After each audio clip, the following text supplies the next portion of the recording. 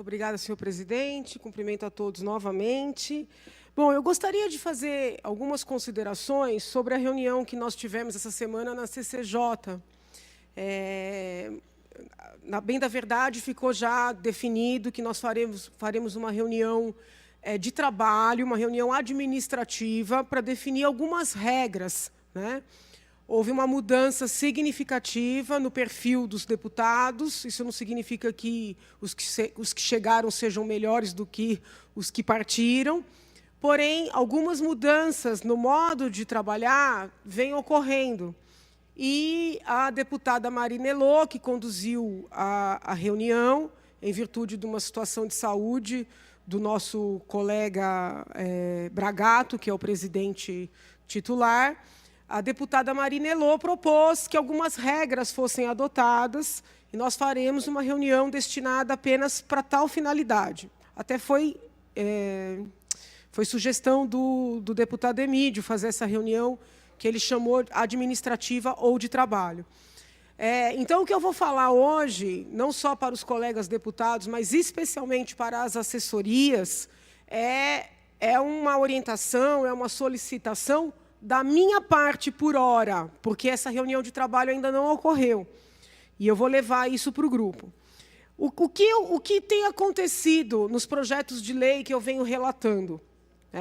Alguns têm alguma impropriedade sob o ponto de vista da constitucionalidade federal, alguns sob o ponto de vista da constitucionalidade estadual, e, infelizmente, a Constituição estadual nos veda a criação de novos cargos ou funções. Então, é uma competência exclusiva do governador, e muitos projetos vêm criando cargos, criando funções. Então, deixar esse projeto tramitar é, na verdade, permitir trabalho, vou utilizar uma palavra forte, mas trabalho inútil. E toda vez que um trabalho público é feito sabidamente de forma inútil, dinheiro público é jogado fora. Então, é necessário que a CCJ barre esses projetos, né? Por óbvio, se o parecerista vislumbrar a possibilidade de corrigir a inconstitucionalidade e apresentar um substitutivo, tanto melhor. Eu tomei a liberdade, algumas vezes até no fim de semana, de ligar para colegas e dizer, olha, colega, tem um pedacinho aqui que vai bater com a Constituição estadual. Você se ofende se eu fizer um substitutivo, alterando assim, assim? E muitos colegas tiveram uma receptividade, né? Em alguns casos, eu apresentei pareceres contrários, porque eu não vi, na linha adotada pelo colega, como fazer um substitutivo. Reitero, procurem não apresentar projetos dizendo que tem que respeitar a Constituição Federal, tem que respeitar a legislação federal, porque isso já é inerente à existência da própria Constituição e à existência da própria lei federal. Porém, eu identifiquei outras questões. Nesta semana, eu relatei um PL que referia-se era um projeto de lei exatamente igual a uma lei que já é vigente. Então, houve a apresentação de um projeto de lei que, na verdade, já é lei, né? Eu até fiz uma brincadeira respeitosa. Era tão bom o projeto que já é lei. Mas, assim, se nós já temos uma lei, não é necessário fazer tramitar o projeto. Então, é muito importante que as assessorias tomem o cuidado de checar se aquela boa ideia que o parlamentar teve já não é contemplada na legislação federal, na legislação estadual. Muitos são os casos de PLs apresentados absolutamente idênticos a PLs que já estão em trâmite, numa fase mais avançada. O regimento determina que nós nos manifestemos pelo apensamento. Então, não é para o colega se magoar, ninguém está querendo favorecer o parlamentar A em prejuízo do parlamentar B. O regimento manda pensar.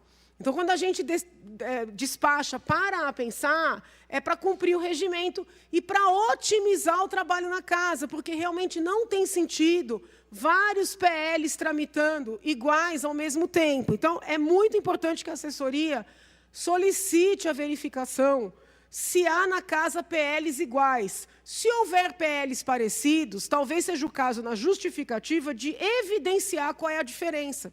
Então, por exemplo, tem um PL na casa do deputado Altair que cria a disciplina artes marciais nas escolas.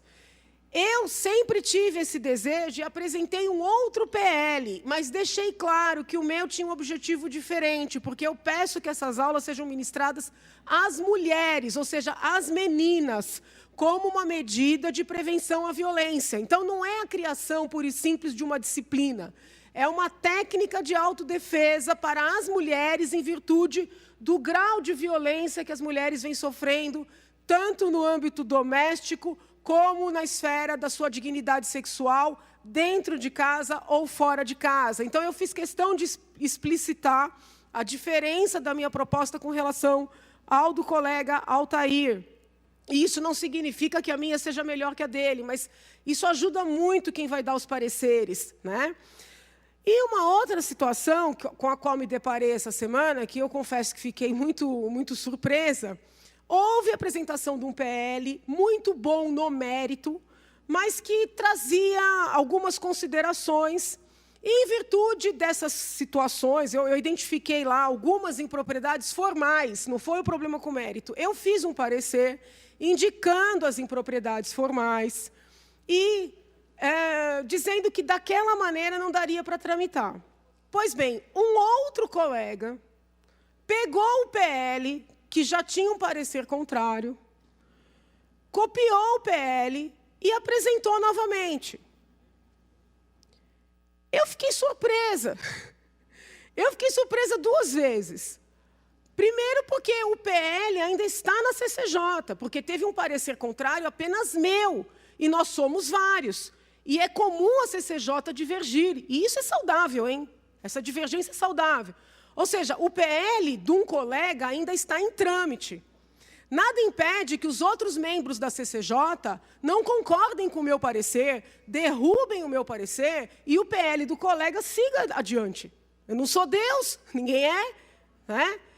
Pois, enquanto esse PL está em trâmite, um outro deputado pegou o PL e apresentou, até as vírgulas são idênticas ao PL original. Eu não me conformo. Se essa pessoa pegasse o PL do colega, o PL original, pegasse o meu parecer, que aponta situações formais, corrigisse essas questões formais e reapresentasse com autorização do autor, acho que estaria fazendo um bem para a sociedade, né? Senta com o autor, fala, colega, concordo com o mérito do teu PL, vamos fazer uns ajustes formais aqui e eu posso reapresentar? Eu tenho certeza que o colega que deu a ideia teria a grandeza de dizer, vamos, claro, vamos trabalhar juntos. Mas o colega autor do PL foi desconsiderado e o meu trabalho de parecerista foi desconsiderado.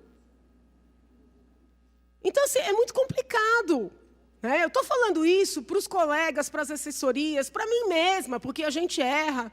Mas é importante ter um método de trabalho na casa. Ontem eu participei de uma entrevista, eu até falei, eu gostaria de fazer um gibi, né, a fabriquinha de leis, que é o que a gente tem aqui, é uma fabriquinha de leis. Sob ponto de vista teórico, a maneira como isso aqui está estruturado é linda, gente. Você trazer as crianças aqui e mostrar as várias estações de produção de leis, as comissõezinhas, eu penso até nos desenhinhos que a gente faria para explicar isso para as crianças. Mas tem que ter uma dinâmica de trabalho.